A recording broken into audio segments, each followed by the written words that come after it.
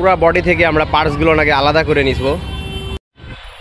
সম্পূর্ণ প্লাস্টিক যে পার্টসগুলো আমরা প্রত্যেকটা পার্টস এভাবে আলাদা করে নেই। মাইলেজ ড্রপ করবে এবং বাজেভাবে ড্রপ করবে বাইকে 164B। তো এই বাইকটা হচ্ছে আমরা আজকে ফুল সার্ভিস করব। তো আমরা একটা ছোটোখাটো একটা ভিডিও রেডি করবো। বাইক বিয়ারিংয়ে কি সমস্যা আছে, কি পিছনের চাকার চেনে প্রবলেম আছে। তো বাইকে ছোট ছোট যে প্রবলেমগুলো থাকে এই প্রবলেমগুলো আমরা দেখে দিই। তো পুরো বডিটা আমরা আগে পার্ট বাই পার্ট আলাদা খুলবো, এরপরে আমরা কি কি কাজ করব দেখাবো, সাথে থাকবেন। বলডেসারের সমস্যা আছে আর টুকিটাকি যে প্রবলেমগুলো আছে আমরা দেখবো। এই সার্ভিসের ভিতরে আপনারা যদি বলডেসার কিংবা চেইন স্পকেটের প্রবলেম থাকে এই ফ্রি সার্ভিসের ভিতরে পাবেন। আমরা বাইকটা খুলতেছি, দেখবো কি কি সমস্যা আছে। তো আমরা প্রত্যেকটা পার্ট খুলতেছি। দেখেন এয়ার ফিল্টারটার অবস্থা এখন দাদা একটু বের করে দেন তো, হাতে দেন তো। করবে এবং বাজেভাবে ড্রপ করবে, বাইকে সঠিক টান পাবেন না, বাইক থেকে নয়েজ আসবে। তো অনেক প্রবলেমই হয় একটা এয়ার ফিল্টারের জন্য। তো এইটার সঠিক নিয়ম হচ্ছে 4 থেকে 5000 কিলোমিটার পর পর এয়ার ক্লিনারটা চেঞ্জ করা, যেটা। তো বডি থেকে প্লাস্টিক যে পার্টসগুলো আছে এই পার্টসগুলো আমরা প্রত্যেকটা পার্টস এভাবে আলাদা করে রাখছি। দেখেন ভিতর সাইড দিয়ে কি ময়লাগুলো থাকে, ভিতর সাইডের ময়লাগুলো আসলে বোঝা যায় না এভাবে। এয়ার ক্লিনারের অবস্থাটা খুব খারাপ। তো বডি প্লাস্টিকগুলো আমরা আলাদা করে নিচ্ছি। তো ফার্স্টে আমরা দেখাই নিচ্ছি বডির অবস্থাটা, যে চ্যাসিসের অবস্থাটা দেখেন। চ্যাসিসের ভিতরে মানে এর থেকে অনেক বাজে অবস্থায় পাইছি, খুব একটা বাজে অবস্থায় নাই। চেইন স্পকের সাইডটা মোটামুটি ভালোই আছে, তো মোটামুটি ক্লিন অবস্থায় আছে বাইকটা। তো 8 থেকে 10,000 পর পর একটা মাস্টার সার্ভিস দিবেন, অথবা 6 মাস থেকে 8 মাস কিংবা 1 বছর পর পর একটা সার্ভিস দিবেন। নাহলে এই যে জংগুলো নেন, জংয়ের জন্য কী হয়, নাট বোল্টগুলো হার্ড হয়ে যায়। তো বাইকের কী কী কাজ পাবেন আমরা দেখাচ্ছি। আমরা এই যে ইঞ্জিনের সাইড যেগুলো যেখান থেকে পানি গেলে প্রবলেম হয় এই জায়গাগুলো ভালো করে জুট দিয়ে, নতুন জুট দিবেন, নতুন জুট দিয়ে জায়গাগুলো আটকায় নেবেন। এছাড়াও আমরা টেপ করে নিই যেখান থেকে পানি যাওয়ার সম্ভাবনা থাকে এই জায়গাগুলোর, যেহেতু অনেক ফোর্সে পানি মারি, এইগুলো আমরা অফ করে রাখি ভালো করে।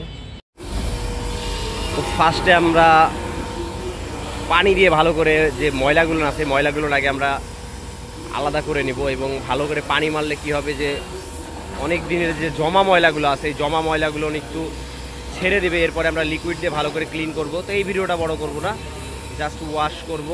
এরপরে আমরা কি কি কাজ করব দেখাবো।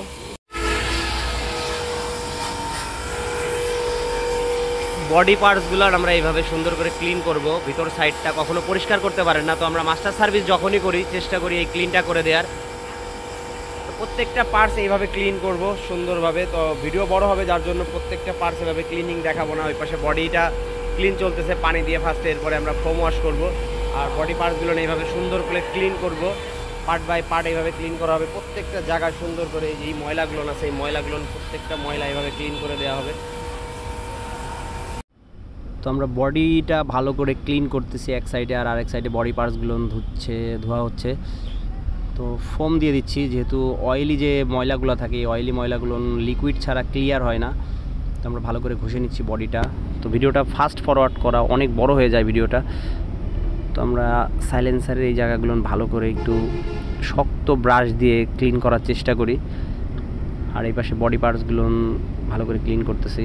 তো এই ক্লিনটাই আমাদের সময় লেগে যায়, প্রায় 1-1.5 ঘন্টা সময় লেগে যায়। তো আমরা ভালো করে ক্লিন করার চেষ্টা করি, যেহেতু সব সময় বাইকটা এভাবে খোলা হয় না। তো মাস্টার সার্ভিসের সময় বাইকটা আমরা ভালো করে খুলে নিই, খুলে নেওয়ার পরে বডিগুলো ভালো করে ক্লিন করে দিই। তো যারা দূর থেকে আসেন একটু যোগাযোগ করে আসবেন। তো এরপর আমরা কার্বোরেটরটা ক্লিন করব। তো কার্বোরেটরের আউটসাইডে অনেক ময়লা আছে দেখতে পাচ্ছেন। তো আউটসাইডটা ভালো মতন ক্লিন করব। বাইকটা মাইলেজটা খুব কম পাচ্ছে, তো আমরা কার্বোরেটরটা ক্লিন করব ভালো করে। তো মাঝে মাঝে কার্বোরেটর ক্লিন করবেন, যদি বাইকে দম মারে অথবা মাইলেজ কম পান সেই ক্ষেত্রে কার্বোরেটরটা ক্লিন করবেন। তো আউটসাইডটা খুলছে, ইনসাইডের ভিতরে খুব একটা ময়লা নেই, হালকা কার্বন জমছে। তো পিনেও তেমন একটা ময়লা নাই। তো আমরা কার্বোরেটর পিস্টনটা দেখব। কার্বোরেটর পিস্টনটাও ভালো আছে। তো মেন হচ্ছে বাইকটা সার্ভিস করা হয় না কখনো, যার জন্য হয়তো এই প্রবলেমটা হচ্ছে। তো আমরা ভালো করে ক্লিন করে আবার ইনস্টল করে দিব। তো আমরা ব্রাশ দিয়ে, ছোট ব্রাশ দিয়ে ভিতর সাইড বাইরের সাইড কার্বোরেটর পিস্টন সবই ক্লিন করে নিচ্ছি। এবার জাস্ট সেটিং করে নিচ্ছি। তো সেটিং করে দিয়ে আমরা এটা ইনস্টল করে দিব। তো আরও কী কী কাজ পাবেন বাইকে, এটা ফুয়েল ট্যাঙ্কিটা ক্লিনিং পাবেন। তো ফুয়েল ট্যাঙ্কিটা আমরা ক্লিন করে দিচ্ছি, খুব একটা ময়লা নাই। তো বডিটা অনেকটা ক্লিন করার পরে বল রেসারটা ইনস্টল করে দিলাম। তো রিলের ভিতরে অনেকটা কার্বন ছিল, কার্বনটা ক্লিন করে দিছি। এবার আমরা ক্যালিপারটা ক্লিন করব। ফ্রন্ট ক্যালিপার গ্রিজিং করে দিচ্ছি, ক্লিন করার পরে গ্রিজ করে দিচ্ছি। ক্লাস কেবল, এক্সেলেটার কেবলটা আমরা ক্লিন করে দিই, গ্রিপ সাইডটাও ক্লিন করে দেই।